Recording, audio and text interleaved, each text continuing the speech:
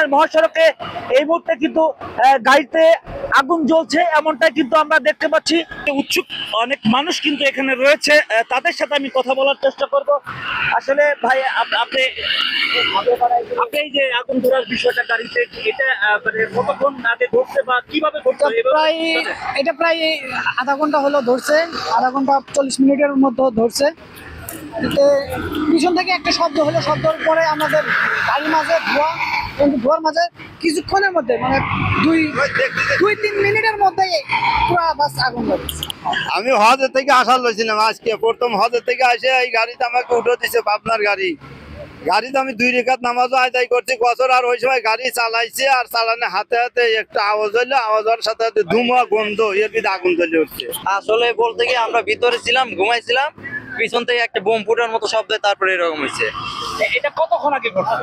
আনুমানিক 10-20 মিনিট আগে, 20-25 মিনিট এরকমই হবে, এর বেশি হবে না। আচ্ছা, যখন এই যে এই ঘটনাটা ঘটলো তখন আপনাদের কি ধরনের প্রতিক্রিয়া হয়েছে?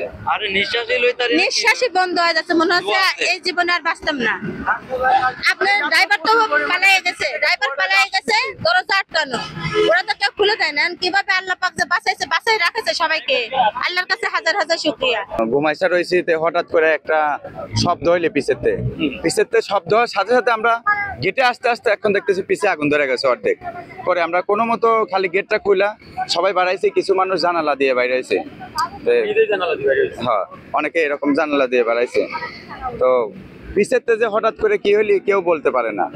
এখন কি পিছেতে কেউ কিছু ঢিলা মারছে না গাড়িতে কোনো সমস্যা, কেউ কিছু বলতে পারতেছে না। খালি আমরা শব্দ হওয়ার পিছেই দেখলাম যে মনে হয় 30 সেকেন্ডের সময় দিই নাই, এর ভিতরেই আপনার আগুন ধরে গেছে। এখানে যখন শব্দটা হলো তারপরে মনে করেন যে আপনার আগুনটা ধরে গেল। পিছন থেকে আমরা নামতে গেট আটকানো ছিল, গেট আটকানোর পরে আমরা তো গেট দিয়ে নামতে পারি না, আমি নামতে জানলা দিয়ে, পরে গেট খোলা হয়েছে, গেট খোলার পরে সবাই বের হয়েছে।